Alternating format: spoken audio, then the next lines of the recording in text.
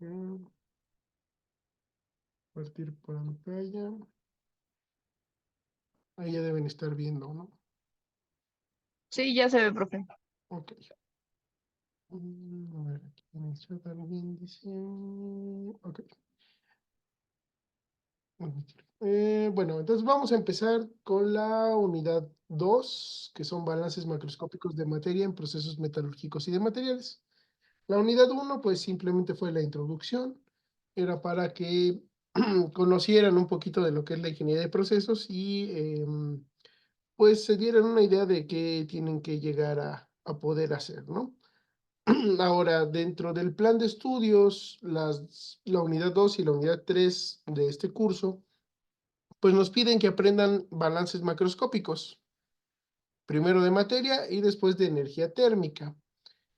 Yo cuando les di los ejemplos de la ingeniería de procesos, pues les enseñé modelo matemático a escala microscópica. La escala macroscópica varía un poquito, como vamos a ver, pero pues son herramientas también muy útiles. De hecho, actualmente se alimentan mucho estos balances macroscópicos de lo que serían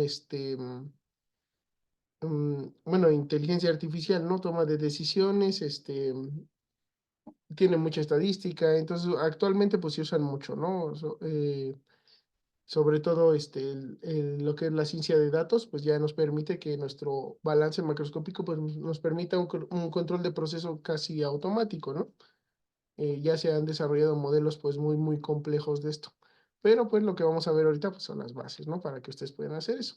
¿Qué vamos a ver? Pues vamos a ver una breve introducción, que es un balance macroscópico, eh, por qué hay que hacerlo, ¿no? ¿Qué nos interesa? Vamos a ver algunos conceptos previos que ya deben haber visto en algunas clases, pero si no, pues de todas maneras ahorita los revisamos y pues que queden claros, ¿no? Para que empecemos todos parejos y podamos hacer balances macroscópicos de materia, ¿no? Vamos a ver la ley de conservación de la materia, que es la base para los balances, la ecuación de balance macroscópico de materia, que está fundamentada en esta ley de conservación, y qué pasos vamos a usar para realizar un balance macroscópico. Y luego vamos a ver algunos ejemplos, que va a ser el grueso del curso son problemas, como les platiqué en la primera clase. Entonces vamos a ver muchos ejemplos. Dentro de los ejemplos, pues se ve un poquito más de teoría, pero pues es como complementaria, ¿no? Entonces vamos a empezar con la introducción. Entonces nos interesaría saber qué es un balance de materia, qué es un balance macroscópico y para qué sirve un balance macroscópico de materia. ¿Qué se imaginan ustedes que es un balance de materia?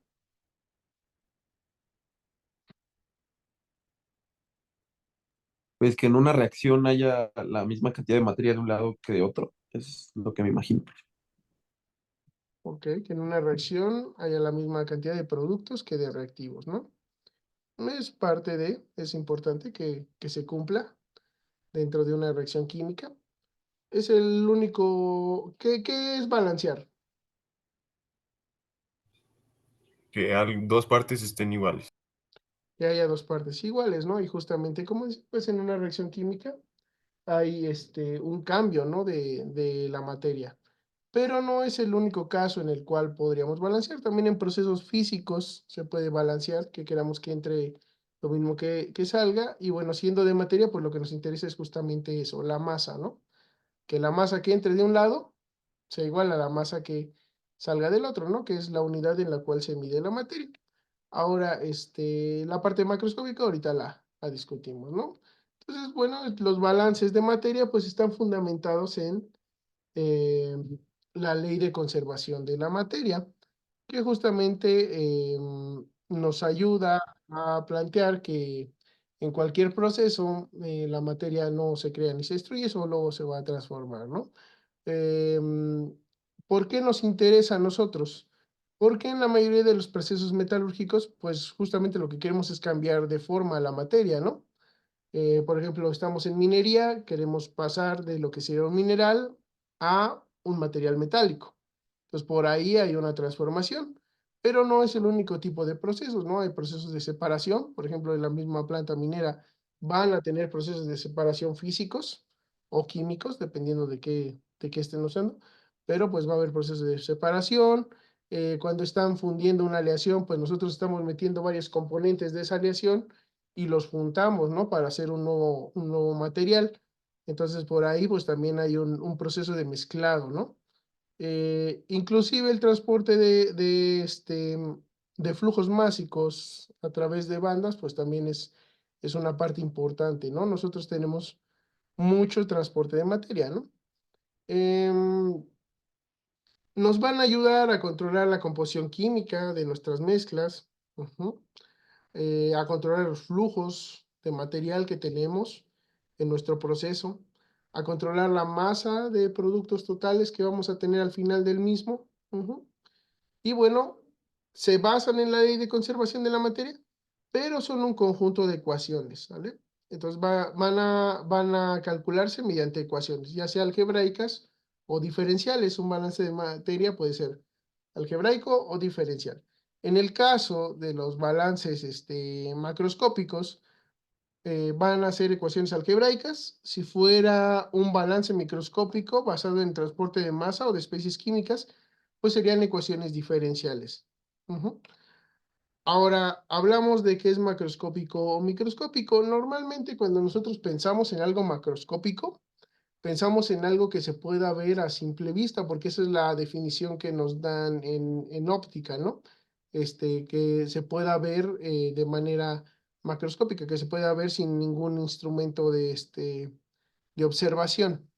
Y cuando hablamos de microscópico, normalmente pensamos en algo que necesitamos algún instrumento como un microscopio para poder observarlo. Ese no es el caso cuando estamos hablando de balances macroscópicos. Nosotros estamos hablando de la definición desde el punto de vista de qué podemos observar del proceso, por así decirlo. Tiene más que ver con la definición del sistema que el tamaño del sistema. Ujú. Entonces podemos hacer balances macroscópicos de una planta completa o podemos hacer un balance macroscópico de una partícula de material, ¿no? O sea, podríamos hacerlo inclusive a nivel microscópico, podríamos hacer balances macroscópicos en el aspecto de que no vamos a ver lo que pasa al interior, ¿no? Entonces, un balance macroscópico va a ser un balance que se basa en definir el sistema como únicamente entradas y salidas de material. No vamos a meternos tanto en cómo se distribuye dentro del proceso, sino que nosotros metemos algo y sacamos algo, ¿ok? Pues vamos a meter, por ejemplo, en este horno, metemos, no sé, 2 costales de ferrosilicio y al final pues vamos a tener una aleación que tiene un poquito más de silicio en su composición química, ¿no? Porque es lo que le estamos agregando. Eh, pero lo que pasa al interior del proceso, pues eso no lo vamos a medir. Para eso necesitaríamos un balance microscópico. Eh, en este caso, únicamente medimos cuánto metemos de cosas y cuánto sacamos. En este caso, si fuera microscópico, nos interesaría ver cómo se mueve adentro del proceso. Entonces, en una aproximación microscópica lo que tenemos es un juego de ecuaciones diferenciales que nos describen la física del sistema. Por ejemplo, aquí les decía, en este podemos agregar un costal de ferrosilicio. ¿Cómo se va a mezclar? ¿Cómo se distribuye? Eso no nos interesa. Nos interesa que metemos 20 kilogramos de silicio y esos 20 kilogramos de silicio se tienen que incorporar en la aleación. En este caso sí nos interesa ver cómo se mueve adentro, ¿no? ¿Qué le va a pasar a esas partículas de ferrosilicio? Aquí, por ejemplo, se distribuyen. Aquí esta es una olla. Por aquí hay un flujo de gas que le da agitación. Entonces lo que hace esto es que sube la burbuja por buoyancia, llega a la superficie y se reincorpora, ¿no? Hace esto, un movimiento circular. Entonces aquí estas partículas de ferrosilicio pues siguen ese patrón de flujo. Ujú, y se distribuyen a lo largo de la olla. Entonces llega aquí como que se estanca, pero dado que hay una temperatura suficientemente elevada, lo que va a pasar es que se disuelve o se funden las partículas, dependiendo de la diferencia de temperatura y de concentración. Entonces se disuelven y lo que pasa es que se incorpora esa aleación que tiene alto contenido de silicio con el resto de la aleación para generar una aleación homogénea, ¿no? Esto de aquí no podemos verlo con una aproximación macroscópica. No lo podemos imaginar sí podemos. No tenemos la certeza, pero sí podríamos, pues imaginarnos qué es lo que pasa cuando nosotros metemos las partículas, pero si queremos tener la certeza de qué está pasando, pues tenemos que hacer uso de las herramientas de la ingeniería de procesos, ¿no? Entonces el balance microscópico lo que nos va a permitir es esto, ver lo que pasa adentro, no solo los flujos de entrada y de salida, como sería el caso de un balance macroscópico, ¿ok? No sé si tengan alguna duda hasta ahí. No, ninguno. No, profe. Ok. Entonces, bueno. ¿Dónde podemos aplicar los balances macroscópicos de materia, que son los que vamos a ver ahorita? Ahorita los microscópicos, pues también se pueden aplicar en las mismas industrias, pero bueno, los balances macroscópicos, ¿dónde los podemos aplicar? Pues en balances de carga, en hornos de fundición, que un balance de carga es un cálculo que se hace para saber cuánto vamos a meter de las materias primas para obtener una aleación en específico. Ujú. Entonces aquí para hacer esos cálculos se usa una aproximación macroscópica. No nos interesa tanto cómo se mezcla, eso nos daría la cinética del proceso, pero normalmente si hacemos una carga correcta del horno, simplemente lo que tenemos que hacer es calcular bien cuánto metemos de cada cosa, ¿no? Control de basicidad en escoria en procesos siderúrgicos, que ahí simplemente es calcular qué porcentaje o qué cantidad de óxidos de cada tipo va a tener nuestra escoria para calcular cuál va a ser su acidez o basicidad, dependiendo de cuál sea el caso, ¿no? Entonces dependiendo de la característica química que va a tener cada óxido, la escoria en conjunto pues va a tener una cierta acidez o basicidad. ¿Por qué nos interesa? Porque en los procesos siderúrgicos normalmente la escoria es básica. Entonces tenemos que controlar que se mantenga básica porque el refractario lo calculamos para mantenerse en condiciones básicas, ¿no? Entonces por ahí pues también es importante, ¿no? Que tengamos que calcular una composición química, controlar una composición química. Aquí por ejemplo sería controlar cuáles son los flujos de entrada para obtener un flujo de salida que nos interese. Aquí sería calcular también los flujos, pero para controlar la composición química del material, ¿no? Control de composición química durante procesos de electrorefinación. Vimos unos cuantos ejemplitos, entonces por ahí también nos interesa el transporte de materia, ¿no? Para controlar la composición química. El cálculo de flujos durante procesos de beneficio de minerales, por ejemplo, que sería calcular cuánto mineral estamos procesando por unidad de tiempo. Un flujo es una cantidad por unidad de tiempo. Ujú. Entonces ahí nos interesa cuánto estamos procesando por unidad, por, este, por unidad de tiempo para saber, por ejemplo, la capacidad que van a tener los molinos, cuánto tiempo de residencia van a tener el mineral los molinos. Entonces por ahí tenemos que calcular esas partes, ¿no? ¿Qué tanto estamos procesando? Ujú. ¿Alguna duda? Hasta aquí. Balance macroscópico. No, profe.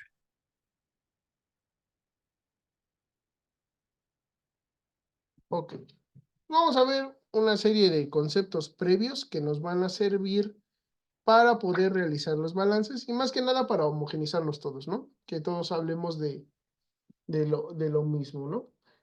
Entonces, primero vamos a ver el concepto de dimensión, sistemas de unidades, vamos a ver un poquito de conversión de unidades, que es muy importante para esta parte de la ingeniería. Unidades molares, eso no lo han visto, y más bien va a quedar más claro cuando veamos ejemplos, pero bueno, también. Composición química, vamos a hablar, ley de los gases ideales, geometría, reacción química, y dentro de reacción química, pues vamos a ver reactivo limitante y en exceso, ¿no? ¿Dónde pueden estudiar más estos conceptos previos? Pues esta sería la referencia principal. Handbook on Material and Energy Balance Calculations in Material Processing. Aquí es de donde se basa la mayor parte del curso, al menos en estas dos unidades, en la unidad 2 y la 3. Este sería como su referencia principal. Ya debe estar en la biblioteca porque ya lo pedimos en su momento. Y bueno, hay una versión más viejita que se llama Metallurgical Handbook on Material and Energy Balance Calculation in Metallurgical Processing. Entonces es una versión un poquito más viejita, pero igual también está bien. La única diferencia es el enfoque que le dan. Esta es como más enfocada en ejercicios. La anterior tenía algunos ejemplos, pero más que nada tenía muchos datos, ¿no? Entonces, pues depende de cuál vean, les puede usar. De hecho, si ven los dos, pues mejor. A ver, denme un segundito.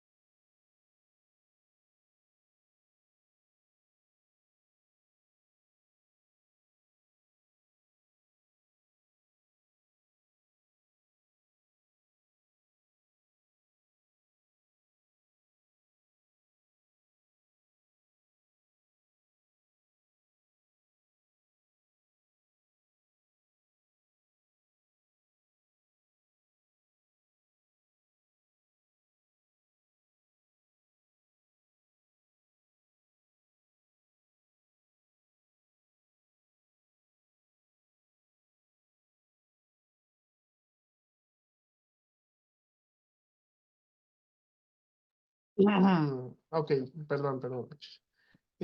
Bueno, entonces vamos a ver el concepto de dimensión. Entonces, una dimensión, vamos a definirla como la descripción de un concepto abstracto. ¿A qué nos referimos con la descripción de un concepto abstracto? Cuando yo les pregunto cuál es la masa, por ejemplo, de una manzana, entonces ustedes inmediatamente lo van a relacionar con algo que ya conocen, con una cantidad conocida. No piensan en la masa como su definición, sino la piensan en términos comparativos, así como de manera natural, ¿no? Se piensa en términos comparativos. Entonces, lo que nos imaginamos cuando nos preguntan una masa es compararla con otra cosa que nosotros ya conozcamos. Entonces, si nos dicen, bueno, esto pesa 1 kilo de azúcar, ¿no? Entonces, nos imaginamos la masa como tal comparada con otro elemento que nosotros ya conocemos, que es el kilogramo. Entonces, en ese aspecto, una dimensión es eso, es la descripción de un concepto abstracto. Y se basan en un número, o más bien están definidas por un número y una unidad. Esa unidad viene dada por un estándar o patrón, que es con lo cual vamos a comparar todo lo demás. Es una cantidad que está fija, bajo condiciones muy específicas, que nos va a servir de referencia para que todo lo demás que existe en el mundo se compare con él. Entonces, si pensamos, por ejemplo, les decía en la masa, está el kilogramo patrón.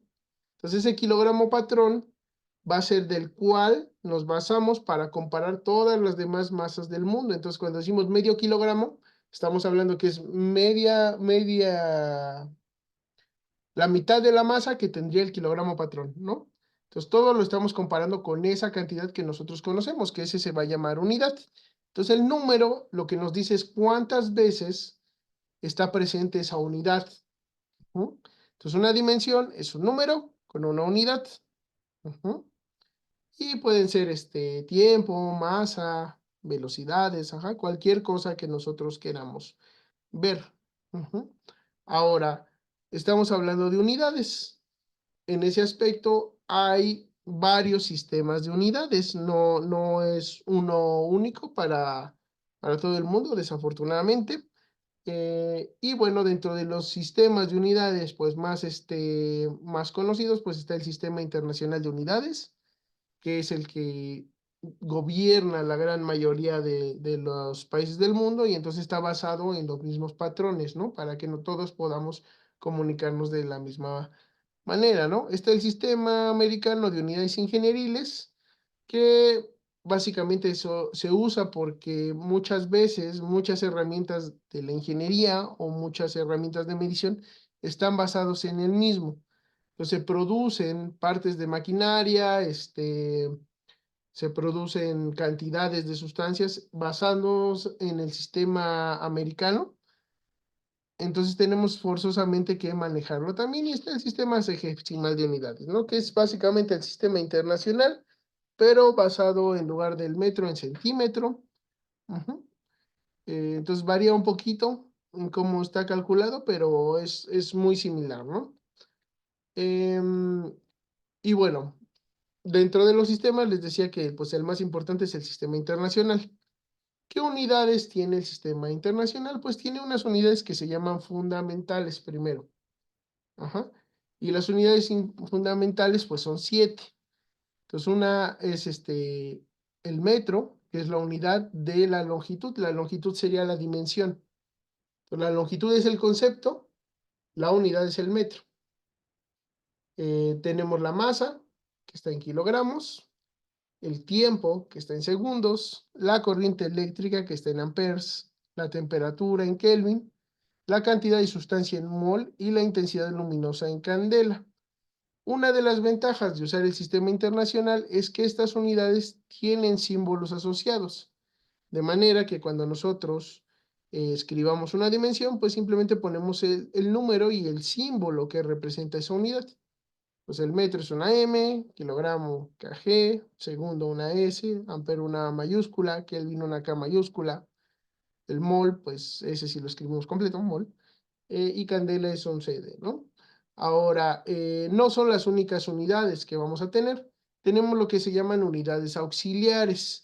Pues las unidades auxiliares lo que nos dan son otras dimensiones, pero que se basan estas dimensiones en las dimensiones fundamentales. Entonces ahí es importante que sepan, ¿no? Que están las dimensiones fundamentales, que es en la que se basa todo, y están las dimensiones auxiliares, que están basadas en las fundamentales, ¿no? Entonces, por ejemplo, tenemos la frecuencia, que su unidad son hertz, tiene su símbolo, y esta parte de aquí que dice análisis dimensional es cómo se calcula. Entonces, la frecuencia es una repetición de un suceso a lo largo del tiempo. Ajá. Entonces está basada en el tiempo. Tiene unidades de tiempo a la -1. Entonces tiene que ver con esta dimensión que es el tiempo. Es una unidad que viene dada por una unidad fundamental, ¿no? Deriva de una unidad fundamental. ¿Sí se entiende esa parte?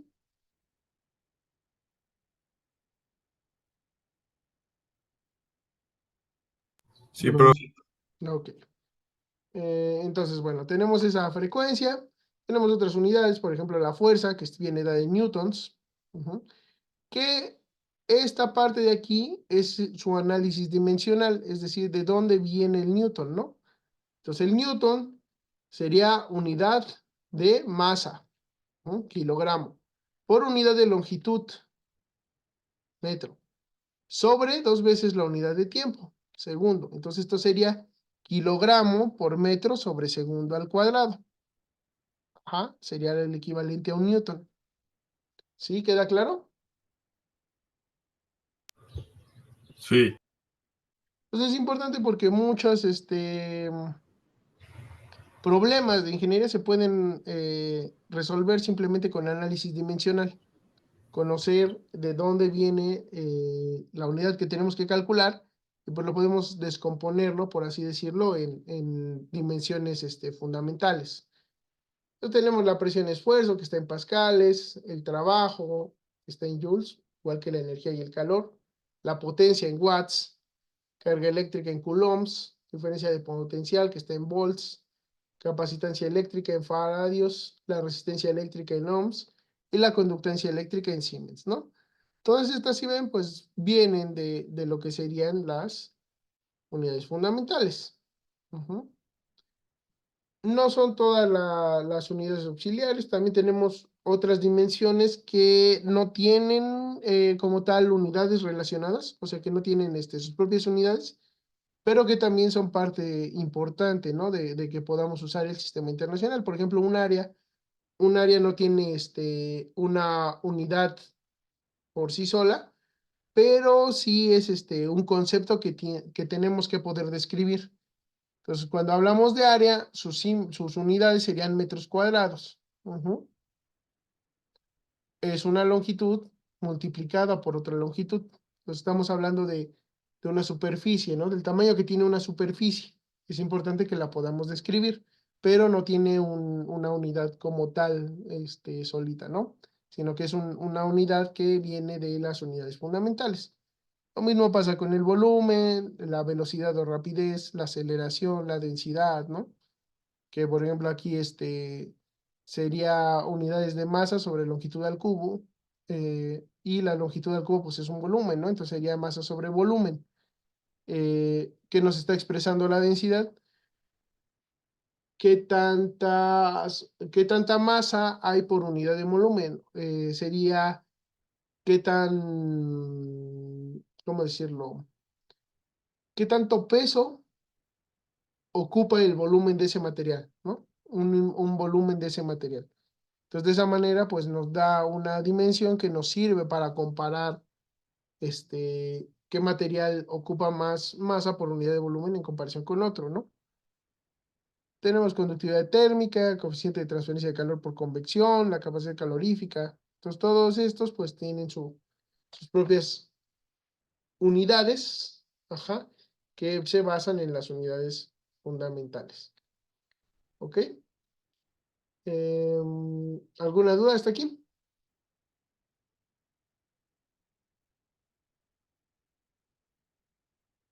¿No? Ok. Bueno, como ingenieros nos interesa esta parte del análisis dimensional y nos interesa mucho porque hay algo que nosotros usamos que son los números adimensionales. Ujú. Los números adimensionales, como lo dice su nombre, pues son números que van a carecer de dimensiones, ¿no? En el aspecto de que no van a tener símbolos asociados, ¿no? Tienen un significado físico, sí lo tienen, pero al final se cancelan todas las dimensiones que los componen, ¿ok? Uno de ellos es el número de Biot, y lo elegí porque es un ejemplo relativamente sencillo de entender, ¿no? El número de Biot nos va a relacionar lo que es el transporte de calor por conducción y el transporte de calor por convección. ¿Se acuerdan de sus clases de física cuál es la conducción y cuál es la convección?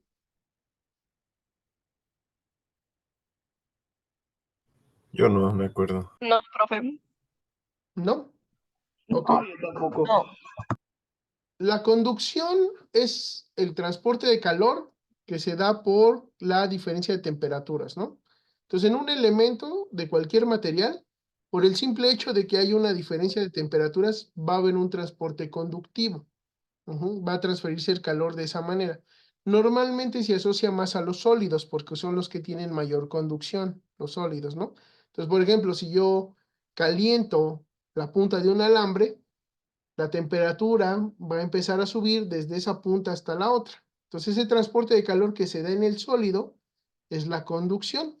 La convección, por otra parte, se asocia más al movimiento de un fluido. Ujú. Es el transporte que se da porque nosotros movemos ese calor físicamente. ¿Ok? Entonces, imagínense, por ejemplo, que tienen una taza de café. Si ustedes ponen su taza, bueno, tienen su taza, tienen su café, lo vacían. Entonces, al principio, la taza va a estar fría. Y conforme pasa el tiempo, ustedes van a sentir que se siente más caliente. Ese calentamiento de la taza es transporte conductivo. Ajá, es conducción. La parte interna de la taza pues va a estar caliente porque está en contacto con un líquido caliente y se empieza a distribuir hacia los alrededores. Por eso nos interesa que las tazas sean cerámicas, porque los cerámicos tienen baja conductividad térmica. Entonces, por lo tanto, pues va a tardar más en calentarse. Ajá. y nos vamos a quemar menos. Ahora, la convección es el calor que va a emanar por la superficie de la taza. Ujú. Arriba de la taza, ¿qué hay? Hay atmósfera, ¿no? Entonces, si ustedes ponen su manita por arriba, van a sentir que hay calor.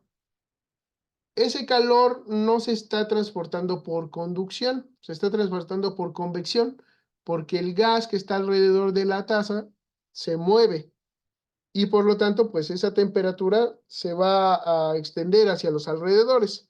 Es por eso que nosotros le soplamos.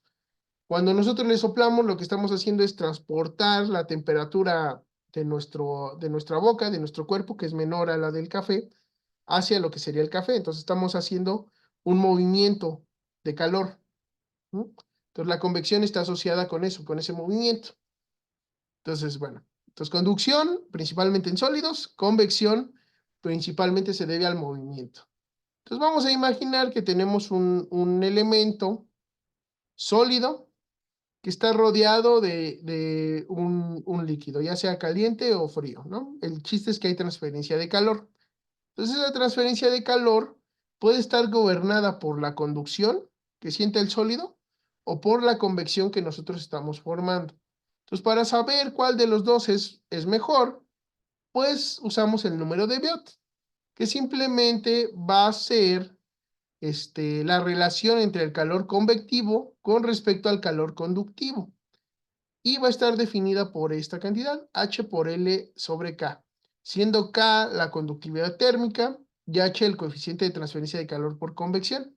L va a ser la longitud característica. Entonces, si nos regresamos a lo que sería nuestro sistema de unidades, pues tenemos, por ejemplo, la longitud, ¿no? Que está en metros, ¿no?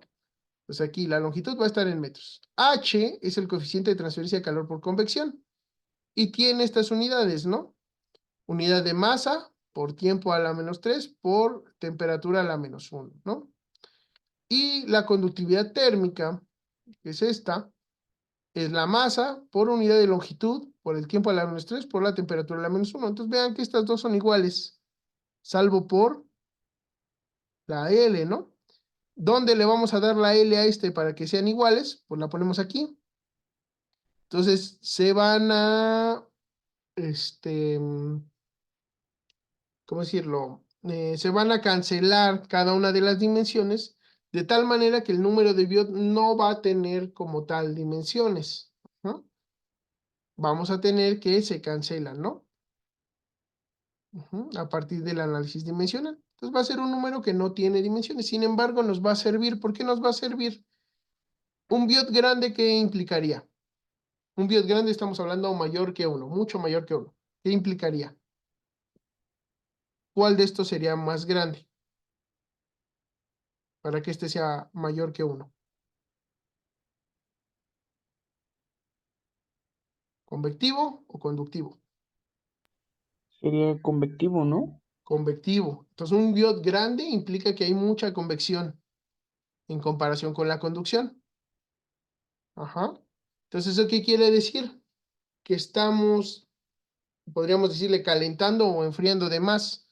O sea, yo aquí tengo mucho transporte de calor, pero el elemento sólido no es capaz de absorberlo o de expulsarlo, ¿no? Aquí, en este caso, en este esquema, está ganando calor, ¿no? Por la dirección de las flechas. Entonces aquí estamos calentando más de lo que el cuerpo sólido se puede calentar. Entonces, haz de cuenta que nosotros le ponemos aquí, no sé, 1000 grados a una velocidad muy grande y aquí está a 1000 grados la frontera, pero el cuerpo sólido tiene tan baja conductividad térmica que a lo mejor el centro sigue a 25, ¿no? Entonces, ahí va a tardar porque tenemos mucha convección en comparación con la conducción. Por el contrario, si nuestro número de Biot es mucho menor a 1, que sería, no sé, 0.01 es el límite que normalmente se habla. Entonces, si es 0.01, pues estamos hablando de que la conducción es más grande, ¿no? Porque este número es más grande, por lo tanto esto queda fraccionario. Pues cuando la conducción es más grande, estamos hablando de que disipa la temperatura casi de manera instantánea. Es decir, podemos hablar de que es un enfriamiento, un calentamiento newtoniano. ¿Por qué? Porque el cuerpo sólido va a permanecer a la temperatura constante, por así decirlo, no va a haber un gradiente. Ajá, como su conductividad térmica es muy grande, cuando esto está a 25, pues esto está a 25. Si esto está a 50, esto está a 50, ¿no? No hay un gradiente como tal porque tiene mucha conductividad. Ujú. ¿Sí queda claro? ¿Un poquito el concepto?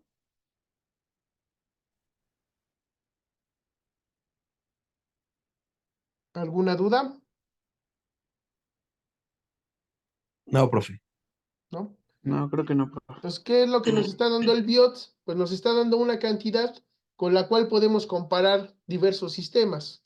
Ujú. Independientemente de qué sistema estemos hablando, se va a comportar de manera similar si tenemos un BIOT similar. Ujú. Entonces, pues, esto podría ser una partícula metálica o una partícula cerámica. Lo de afuera podría ser gas, podría ser agua, podría ser aceite, pero nosotros podemos compararlo porque ya tenemos un número que nos va a decir cómo se comporta la transferencia de calor de ese sistema, independientemente de lo que estemos nosotros trabajando. Por eso son importantes los números adimensionales. ¿Ok?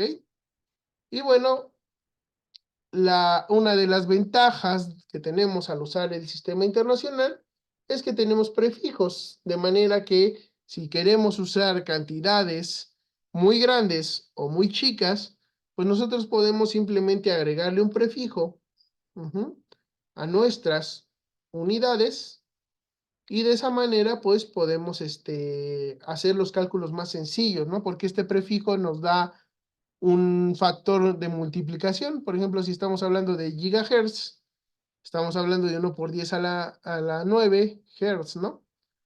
Y de esa manera, pues nos estamos ahorrando varios cálculos, ¿no? Por ejemplo, si queremos usar ¿qué sería? Queremos calcular una masa muy pequeñita. Pues yo podría decir, no, pues necesito 0.000001 gramos. O podría decir, necesito un microgramo. Entonces lo que estoy haciendo, pues es ahorrándome, por así decirlo, ceros en el cálculo, ¿no? Entonces eso es una de las ventajas que tenemos con el sistema internacional. Es importante que se acuerden que pues, las unidades no son multiplicativas, no hay un kilomegagramo, sería un gigagramo, ¿no? Entonces, para que lo tengan en mente. ¿Dudas de esta parte? No, profe, ninguna. ¿Ninguna? No.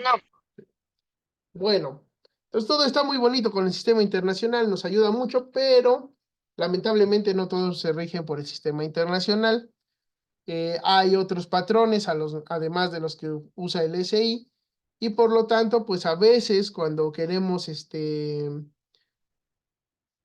interactuar con otras personas, pues nos van a dar unidades distintas, ¿no?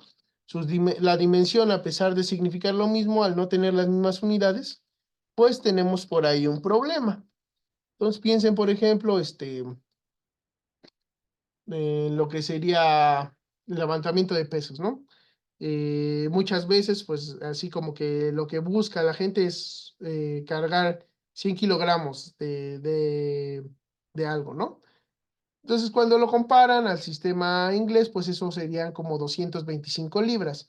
Pues, más o menos, pues buscan hacer la conversión, eh, pero bueno, ahí porque tenemos un patrón, ¿no? Buscan levantar la misma masa.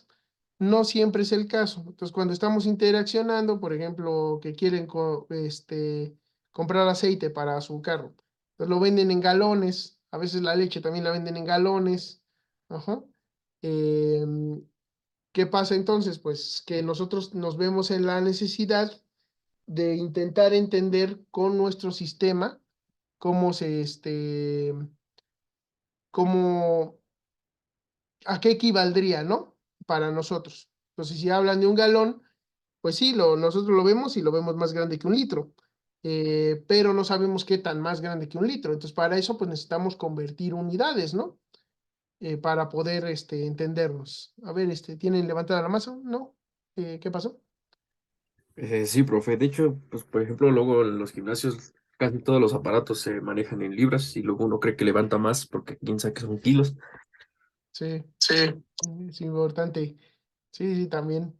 Este, y bueno, por ejemplo, también cuando se enfrentan a la tornillería de maquinaria, también es importante porque no sé si hayan visto que hay llaves que están en sistema métrico o llaves que están en sistema inglés, entonces también por ahí hay que estar convirtiendo. Si ustedes intentan usar una llave que está en sistema inglés con tornillería métrica, a veces queda floja, ¿no? O queda o ni siquiera entra, ¿no? Entonces por ahí pues también tienen que saber cuál es la unidad correspondiente. O sea, sí es complicado, ¿no? El hecho de que existan más tipos de unidades, pero bueno, pues también como está el mundo, pues tampoco podemos como dar marcha atrás y de repente pues cambiar todo, ¿no? Como dicen, están las maquinarias del gimnasio. Por mucho que ustedes quieran, pues no van a obligar a a todos los dueños de los gimnasios a cambiar sus máquinas porque ya invirtieron su dinero, ¿no? Entonces ahí, ¿qué tenemos que hacer? Pues tenemos que convertir unidades para que entendamos bien, o tengamos bien la noción de a qué corresponde. En ese aspecto hay dos tipos de conversiones de unidades.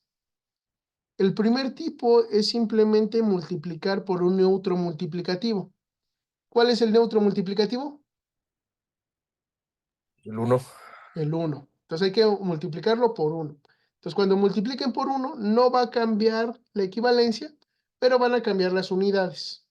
En el segundo tipo de conversión es un poquito más complejo porque hay que multiplicarlo por ese neutro multiplicativo, pero además hay que sumarle algo y esa suma o resta de otra cuestión se debe a que nuestro cero o nuestra referencia no está posicionada en el mismo lugar. Ahorita vamos a ver. Entonces en el tipo 1, por ejemplo, tenemos que una pulgada equivale a 2,54 centímetros. Entonces de aquí podemos despejar de dos maneras para obtener un 1. Decir que una pulgada equivale a 2,54 centímetros, esto sería un 1. Ajá, entonces si yo multiplico algo por esto, no cambio su valor, ¿no? Porque vale 1. O puedo decir que 2,54 centímetros es una pulgada. Aquí tampoco cambio su valor porque esto es igual a 1. Entonces si yo multiplico algo por esto o por esto, pues se va a mantener. Ujú. Por ejemplo, si yo quiero calcular 45, quiero convertir 45 centímetros a pulgadas, ujú, entonces yo multiplicaría por uno de estos dos factores y me quedaría lo mismo porque es multiplicarlo por 1. Los 45 centímetros multiplicado por una pulgada son 2,54 centímetros, pues me va a dar esa misma longitud en pulgadas. ¿Ok? ¿Sí se entiende los factores de conversión?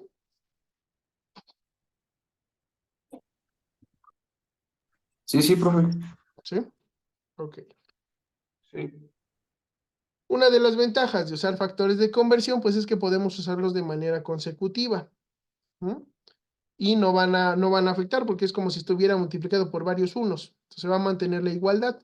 Por ejemplo, 7,850 kilogramos sobre metro cúbico, que es una densidad, a libras sobre pulgada cúbica, ¿no? Entonces por ahí primero puedo convertir la masa a libras, ¿no? Con este factor de conversión.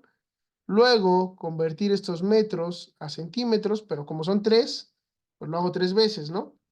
Un metro a centímetros, otro metro a centímetros y otro metro a centímetros. Y luego esos centímetros los puedo convertir a pulgadas. De esa manera paso de esta densidad de kilogramos a metros cúbicos a libras sobre pulgada cúbica. Ujú. Me permiten este tipo de cuestiones, los factores de conversión. Ahora, los del tipo 2, estos serían los de tipo 1, ¿no? Que simplemente es multiplicar por un otro multiplicativo, siempre por un 1.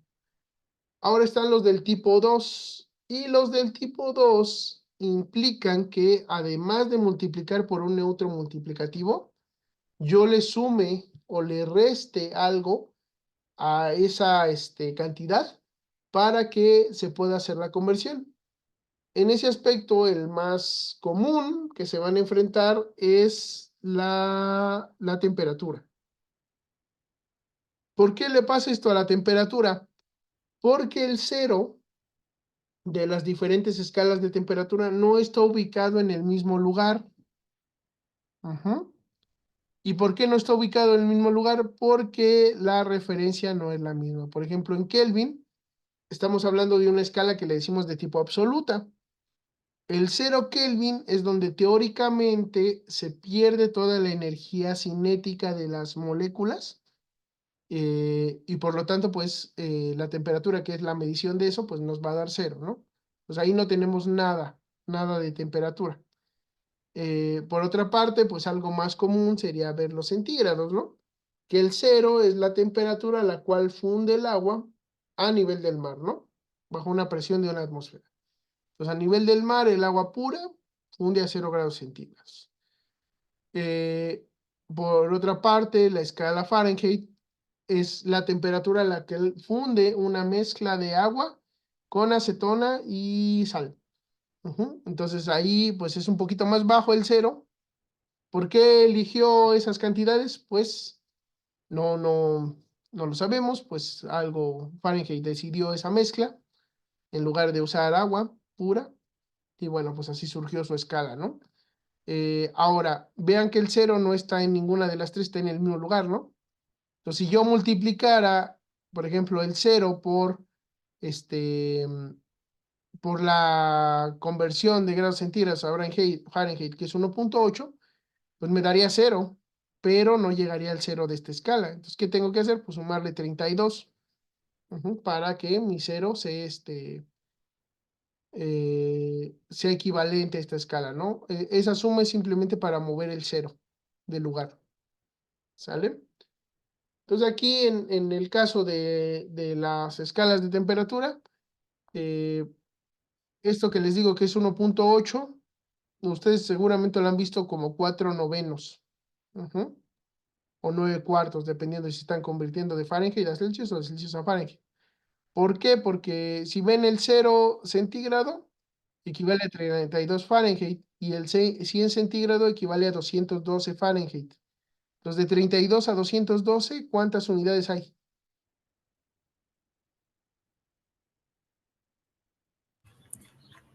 180. 180 equivale a 100, entonces es 1.8, ¿no?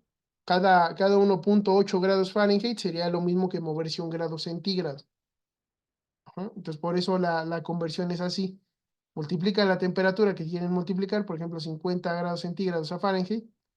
Entonces, este sería 50 por 1.8. Entonces, nos daría 90, ¿no? 90 Fahrenheit.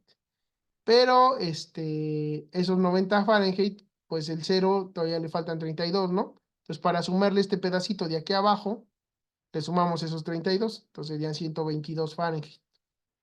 ¿Sale? ¿Sí se entiende esta parte? Sí, Ahora, Sí, cuando profe. convierten de centígrados a Kelvin, típicamente lo único que hacen es sumarle 273.15. Pero en realidad, pues sí estás multiplicando, porque 1 grado centígrado equivale a 1 grado Kelvin. Son de la misma dimensión los grados, simplemente cambia la posición del 0, ¿no? Sí se está multiplicando por eso, y luego se le está sumando la cantidad de acá abajo, pero pues para hacerlo más fácil, nada más se le suma la cantidad que resta para el 0, ¿no? Que son 273.15.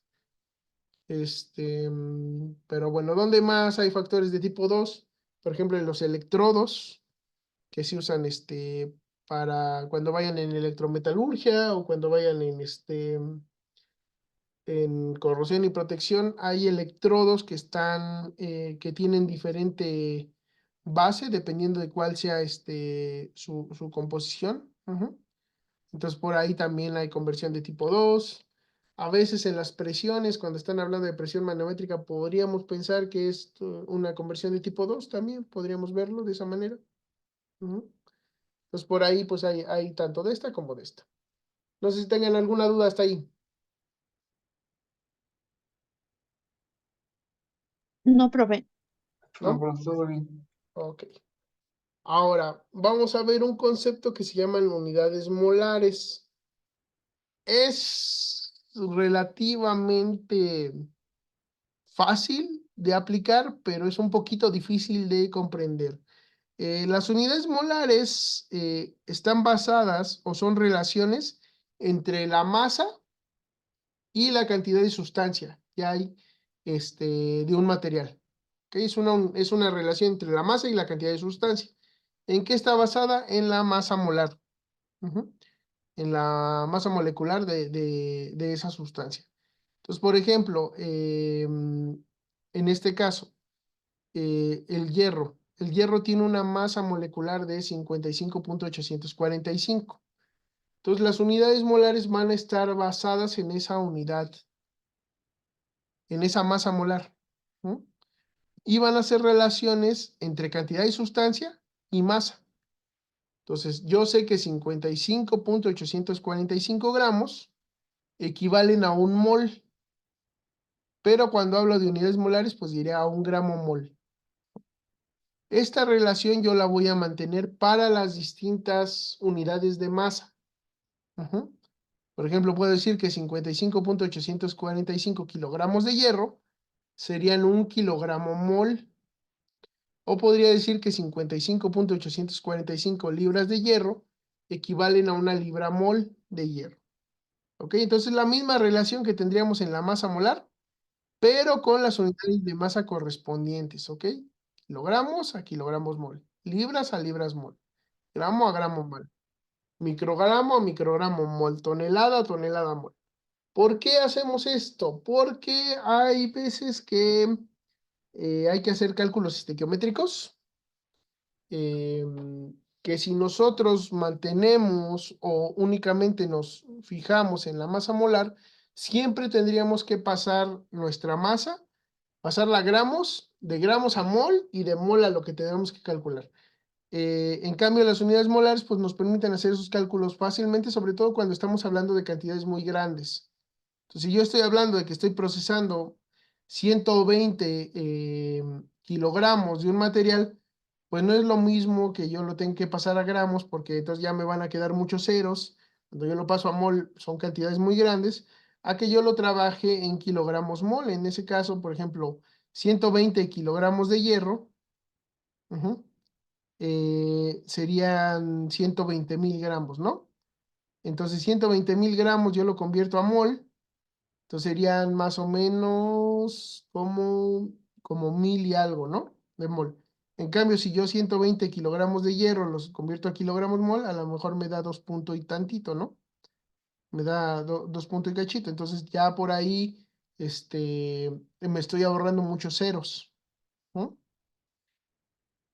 Y pues por lo tanto, pues me va a acelerar lo que serían los cálculos. Aquí es un poquito difícil verlo así como platicadito, pero ya que lo empiecen a ver, en problemas, pues van a ver que es muy, muy amigable, ¿no? Hacer los cálculos de esta manera, sobre todo porque pues siempre se va a mantener esa relación entre masa y cantidad de sustancia.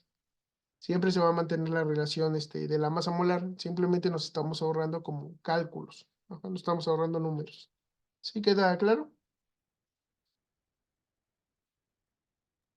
Sí, creo que sí. Ok. Ahora, la otra cuestión que hay que ver, pues hay que ver lo que es el concepto de composición química. Normalmente, pues vamos a trabajar no con materiales puros, sino con mezclas. En prácticamente todos los procesos industriales, pues no se trabaja casi nunca con un material puro, salvo contadas excepciones, por ejemplo, que estén usando cobre para conexiones eléctricas, entonces sí necesita ser cobre puro, ¿no? Pero si, por ejemplo, están haciendo fundiciones de latón, pues entonces ahí a lo mejor no estamos hablando de una aleación de cobre.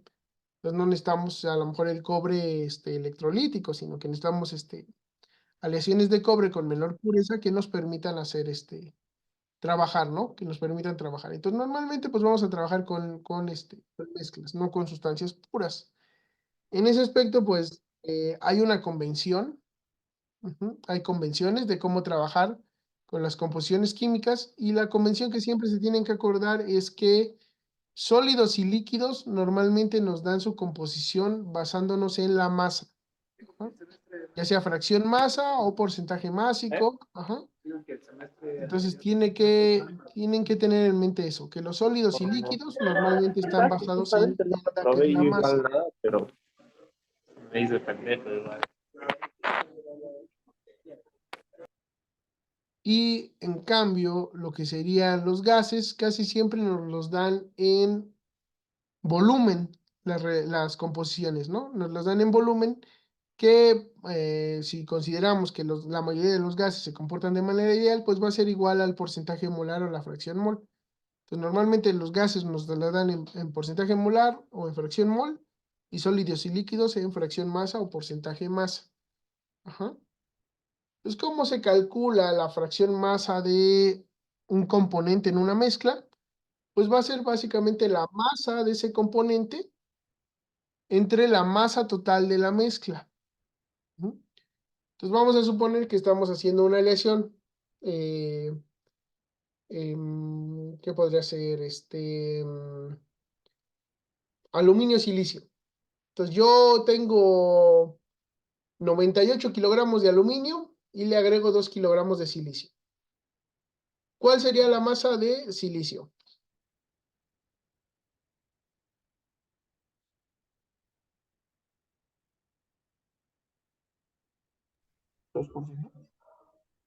Serían 2 kilogramos, ¿no? ¿Cuál sería la masa total de la aleación? Los 100 Serían 100 kilogramos, ¿no? Los 98 del aluminio más los 2 de silicio. Entonces, ¿cuál sería la fracción masa de silicio?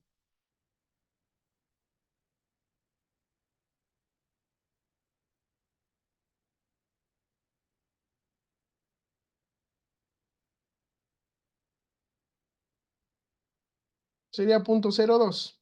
Ujú, 0.02. Ahora, si yo, bueno, esa es la fracción masa, ¿no? Sería la masa del componente entre la masa total de la mezcla. El porcentaje másico es justamente esa fracción masa multiplicada por 100. Podríamos ponerle aquí también un por 100. Entonces, esos 2 kilogramos en 100 kilogramos de la mezcla, en este caso se convertirían en un 2%, ¿no? Un 2% en peso de silicio. Algo que tenemos que tener en mente es que la suma de las fracciones masa siempre van a ser igual a 1. Eso quiere decir que si tengo 0.02 de silicio, tengo 0.98 de aluminio, porque esa mezcla solo tiene 2 componentes. Entonces ahí la suma de los dos debe dar 1. Ahora, en cuanto a mol, pues es lo mismo, ¿no? Nada más que en lugar de tomar las masas, pues tomamos la cantidad de sustancia. Entonces, si yo tengo, por ejemplo, el aire. Ujú. Si yo tuviera 100 moles de aire, cada 100 moles de aire tienen más o menos 21 de oxígeno. 21 mol de oxígeno. Entonces, 0.21 de oxígeno, que sería un 21% de oxígeno. El otro componente mayoritario del aire es el nitrógeno. Entonces, la suma de los dos debería ser 1. Entonces, si tengo 0.21 de oxígeno, de nitrógeno voy a tener 0.79. ¿Ok? Eh, para que lo tengan más o menos en mente. Ahora, tiene otras componentes el aire. Tiene algo de argón, pero normalmente no se considera, ¿no? Argón sería su otro componente mayoritario. Y bueno, dependiendo de dónde estemos, pues a lo mejor tiene humedad. También habría que considerarlo. O sea, hay varias cuestiones, ¿no? Podría tener CO2 si estamos en los alrededores de un incendio. Entonces, pues hay que estarlo considerando, ¿no? Que puede tener más componentes. Pero en términos generales se calculan de esa manera, ¿no? Masa de lo que yo quiero conocer entre la masa total de la mezcla. ¿No? Y aquí sería la cantidad de moles de lo que yo quiero conocer entre la cantidad de moles totales de la mezcla. ¿Ok? ¿Dudas de estas composiciones? Fracción masa, fracción mol, porcentaje másico y molar. ¿Alguna duda? En fracción mol consideramos masa molar. En fracción. A ver.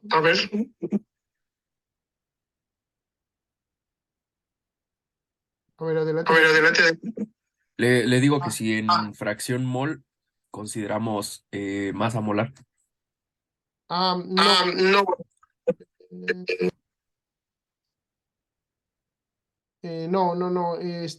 Lo que hacemos para la fracción mol es la cantidad de sustancia. Necesitamos los moles, no la masa molar, los moles. Entonces ahí no está relacionado con la masa molar directamente, sino con la cantidad de sustancia. Entonces les decía, si tengo una mezcla, si tengo aire, el aire es 21% oxígeno, 79% nitrógeno, así como en términos generales. Eso quiere decir que si yo tengo 100 moles de aire, 21 moles van a ser oxígeno y 79 moles van a ser nitrógeno. Ajá. Entonces tiene que ver con la cantidad de moles, no con la masa molar. Con respecto a la masa molar, sí es importante, pero es importante para la conversión entre las fracciones, por ejemplo, que tuviéramos fracción masa, ujú, y quisiéramos calcular fracción mol, entonces ahí sí metemos lo que serían las masas molares, ¿no? Si yo tuviera fracción masa y quisiera convertir a fracción mol, entonces divido cada fracción masa entre la masa molar de ese componente. Si yo tuviera fracción mol y quisiera convertir a fracción masa, multiplico cada fracción por la masa de ese componente, ¿no? Y divide entre el total, ya sea si está dividiendo o multiplicando. De esa manera puedo convertir entre las dos. Entonces la masa molar es más una relación que hay entre la masa y la cantidad de sustancia. No tiene que ver con la composición. La composición te la pueden dar en fracción masa o fracción mol. Aquí lo importante que se tienen que acordar es que la fracción mol se usa más que nada para gases y normalmente se usa así porque es equivalente a la fracción volumen. Ajá. Cuando se comporta de manera ideal el gas. Entonces, por aquí lo que nos interesa es más que nada la fracción mol en gases, que sería equivalente a la fracción volumen. En sólidos y líquidos normalmente nos lo van a dar en fracción masa. Y ya si quisiéramos convertir, ya sea que quisiéramos hacer un balance másico a partir de gases, o que quisiéramos convertir la fracción masa a fracción mol, porque quiero hacer cálculos estequiométricos, pues entonces ahí sí necesito considerar la masa molar. ¿Ok? ¿Dudas hasta aquí? No, profe, ya me quedó más claro. Gracias. Ok. Entonces, por ahí está esto. Ahora, ¿qué nos falta? Nos falta ver la ley de los gases ideales. La ley de los gases ideales, más que verla, pues la vamos a recordar, ¿no? Y la vamos a recordar porque en la mayoría de los procesos metalúrgicos, por las temperaturas y presiones que estamos manejando, los gases se van a comportar de manera ideal. Entonces, en la mayoría de los procesos. Hay unos cuantos que no, sobre todo, por ejemplo, el BOF, que ya tiene velocidades supersónicas y por lo tanto el gas empieza a comportarse compresible. Ahí ya no podríamos usar ley de gas ideal, pero en la mayoría de los procesos pues no vamos a tener ese problema, ¿no? Y vamos a poder considerar que se comporta de manera ideal, ¿no? ¿Cuál es la ley del gas ideal? Pues que la presión por el volumen va a ser igual al número de moles por la constante de los gases por la temperatura, ¿no? Esa ya la deben haber visto, ¿no? No sé si tengan alguna duda hasta aquí, bueno, de alguna cosa de pasada o de eso,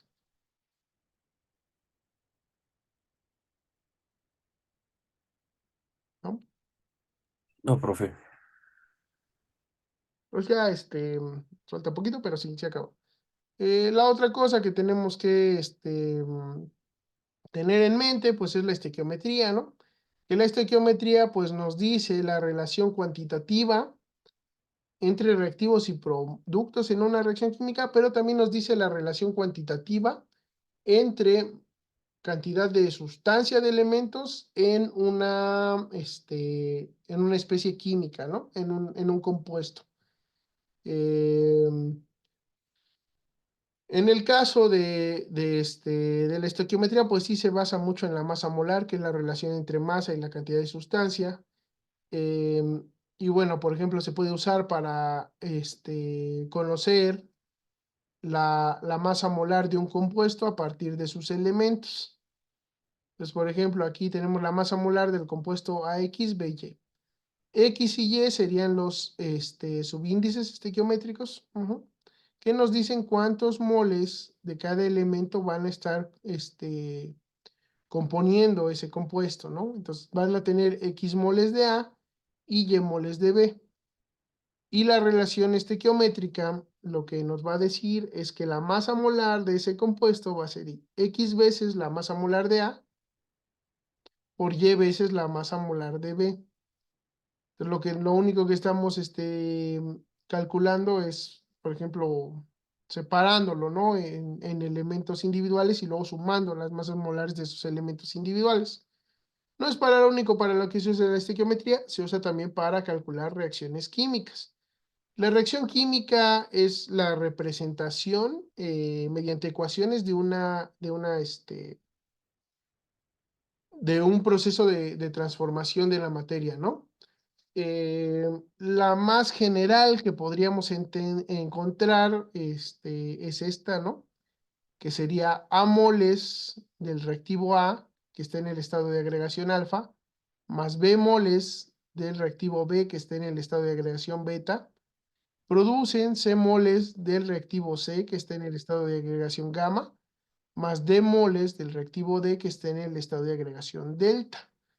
Entonces aquí lo importante es que A, B, C y D son los compuestos o elementos que participan en la reacción. Las minúsculas A, B, C y D se llaman coeficientes estequiométricos. Ujú. Y lo que nos dicen es la cantidad de sustancia que participa en la reacción para que se lleve a cabo la misma. Y están los estados de agregación, alfa, beta, gamma y delta, que simplemente nos indican en qué forma están presentes esos elementos o compuestos que van a participar en la reacción. Entonces, a veces no son importantes, a veces no. En el caso de los balances macroscópicos, depende de si las fases las tomamos de manera homogénea o heterogénea, pues nos va a importar más o nos va a importar menos el hecho de que pongamos el estado de agregación. Y es parte de la estequiometría. Ahora,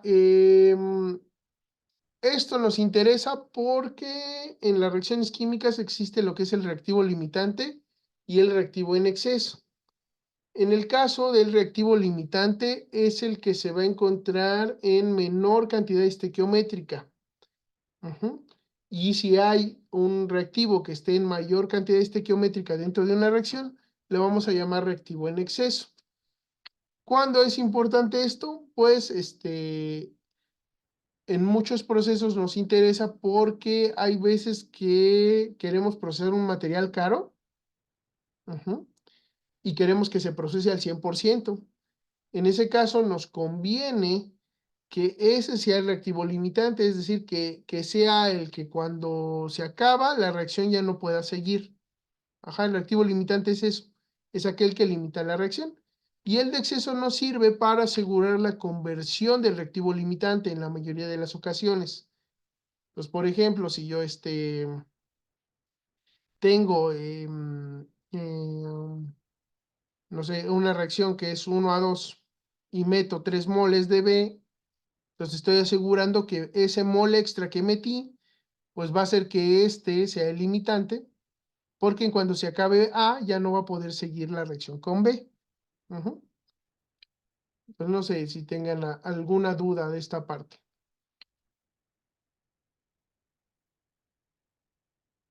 ¿No? Ok. No, profe. Entonces vamos a dejarlo por aquí, yo creo. Nos falta ley de conservación de materia y balance de materia, pero para ver algunos ejemplillos de esto, ¿sale? Antes de continuar, ¿ok?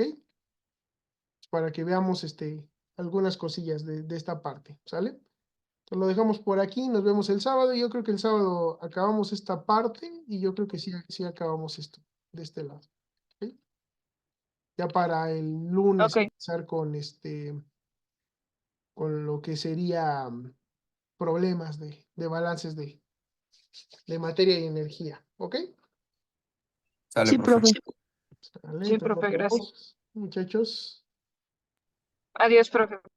Hasta luego, profe, cuídese. Nada más. Nos vemos. ¿Alguien que no haya pasado lista? Ha llegado después.